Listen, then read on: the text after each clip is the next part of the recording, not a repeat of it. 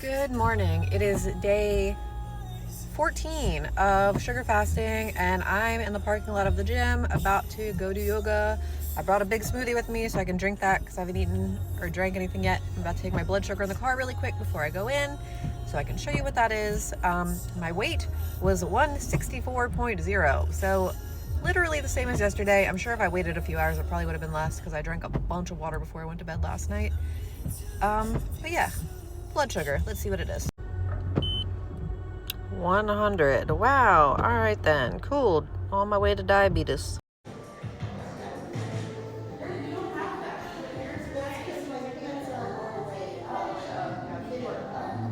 I just saw so many people that I haven't seen in forever, and I was so excited. I just love seeing all my old friends. Anyway, I am about to go run some errands. I drank that whole smoothie from this morning. I put like a half a jar of the strawberry preserves in it. So that should have been somewhere around like 600 calories or something. I am a little bit annoyed that I'm 164 today, not gonna lie, but this is usually the point where, 2 weeks in, I start getting frustrated that my weight isn't moving, and then miraculously the next week or two, I start losing weight. So, hoping that pattern continues, we shall see. Just gonna be patient and not be too stressed about it, because I used to go like 2 weeks on a diet and then it wasn't working or I didn't see the results I wanted, so then I would like switch it up completely. I'm not going to do that this time. We're going to stick it out. Also, if anybody has any tips on how to manage heartburn, please let me know, because I've been getting it a lot, and that is one thing I never had on the carnivore diet. So yeah, not fun. Also, I finally just now got my oil change, so be proud of me. I picked up this little 1 liter of Sprite because liquids seem to do me much better. Yesterday, I had really no gastrointestinal struggles. Everything was chill. Besides after last night, like the peaches, that was it though. So definitely gonna be doing more like liquids and fruit. I picked up a watermelon and I picked up some cut up watermelon because I want to eat it as soon as I get home. And then I'll cut up the other one later. So yeah. Let's see how much watermelon I can consume. This is almost 3 pounds. I like watermelon. Apparently that was not as difficult as I thought it would be. Guys, I don't know about this. I'm really second guessing everything right now. Holy shit. I just finished eating that watermelon and immediately started getting burning pains in my shoulders, and now it's in my back. I don't know if this is heartburn or not. Well, apparently watermelon's supposed to be low acidic. I don't know what's happening. Why am I hurting? Why am I in pain? Was Anthony Chafee right? Are the plants trying to kill me? I feel like what I imagine vampires walking out in the sunlight would feel like. It hurts so bad. I don't know if I can continue to eat like this. I really am not confident that this is heartburn. This feels like some kind of reaction. Like, it feels like almost like something very inflammatory, like arthritis flare up or something like that. I have no idea. Maybe like a reaction to the fruit. I have no idea, because it only happens after if I eat like peaches, like a big can of peaches, or like a large quantity of like fruit, like right now. Okay, so I just did a little bit of researching, and I think that I probably have fructose malabsorption. Apparently, a burning feeling can be a symptom. So, I don't know what I'm going to do with that, because everything that's high calorie seems to have high fructose corn syrup, or just like a high fructose ratio, like all of the denser things, like the peaches in heavy syrup. It's corn syrup in them, but they are a low fructose ratio fruit by themselves, which is why I think when I eat just the peaches themselves, I don't have the issue, but when I drink the syrup from the can, I have a problem. So I had the same problem on animal-based when I tried to add in other fruits like apples and pears. I could not tolerate them. I bloated up painfully, and I looked like I was about 8 months pregnant, and it hurt. Like, I felt like my ribs were under massive pressure. So basically the only thing that I could tolerate was like berries. that was really it. Just berries. That's as far as I got. I had to drop the honey. I couldn't do apples. I couldn't do pears. Yeah, so I'm gonna do a little bit more research and see. And I'm realizing now that the first time this happened, when I was driving on the way to the wedding, I ate a can of peaches in the car while I was driving to the wedding. And I drank the juice to try to get in some extra calories, which was high fructose corn syrup. So it's kind of making sense now. I just don't know how I'm gonna do this without high fructose foods because, oh, Jesus Christ. I just had a phone call with Cole because I was like very not happy with what was happening with my body, and he kind of helped me put some things into perspective. So I'm going to be focusing on things that do not contain high fructose corn syrup, or at least not in large amounts, because it seems that when I eat a can of peaches, just peaches themselves, I'm fine. But if I drink like the syrup from the can, I'm screwed. Same with watermelon. I've had watermelon before, have not had a problem like during this whole time.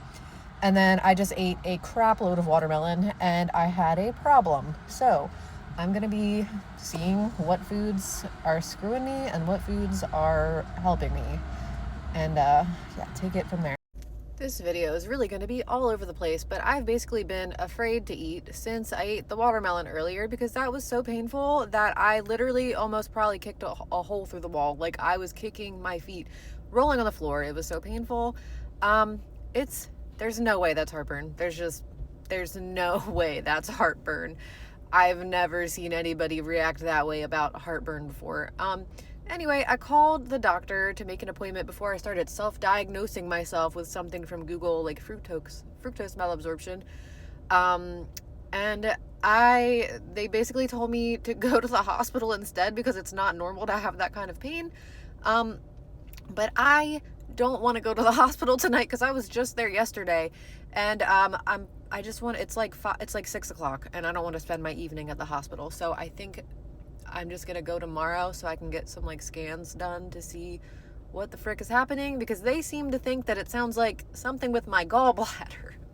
I cannot catch a break. It just seems like I cannot catch a break. Why can't I just be normal? Why? Anyway, I think I'm going to eat a normal meal tonight because I'm really freaking hungry. And if I keep eating sugar, I don't know what is going to trigger it next. Like, there's nothing I can get filled up on that I can have that's not going to cause me some sort of pain. But I'm literally still recovering from my last protein day, not back down to my low weight yet. So I'm about to ruin the whole check-in tomorrow. I wanted it, I had plans, I had goals, and I'd rather not die though, I guess. I would rather be on the safe side. This is so dumb. Like, this is just, I hate everything right now. Chicken fajitas. And I feel totally fine after eating that. I think that's it though. I'm just gonna drink water and then call it a night. I'm about to go take a bath, wash my hair, because it rained all day and I feel gross and just, ugh. I'm just really not looking forward to stepping on the scale tomorrow. And also, I don't know what I'm doing. I don't think I'm gonna go to the hospital because that seems a little extreme. Apparently a lot of people in my comment section have said that they also get burning pain after the sugar bombs. One other person that I talked to said that their pain was like a 9 or 10 on the pain scale when it happens. I'm wondering if that's most of you guys. Like, let me know on the pain scale, to your best of ability, how bad this supposed heartburn is hurting.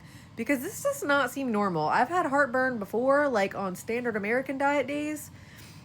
Even like keto, when I would like have like my cheat nights or whatever, and I would have heartburn, but it was never like this. Like, my heartburn, I guess maybe mine was more like indigestion, and it was just like a burning in my like throat and like chest, but it wasn't bad. It was just like a uncomfortable burny feeling for like a couple minutes and then it was gone.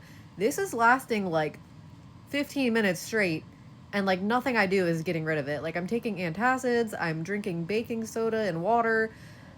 none of that stuff has helped so far. So far, the only thing that I've noticed is after I have a protein meal, the next couple of days I'm totally good. Like nothing bad happens, it seems.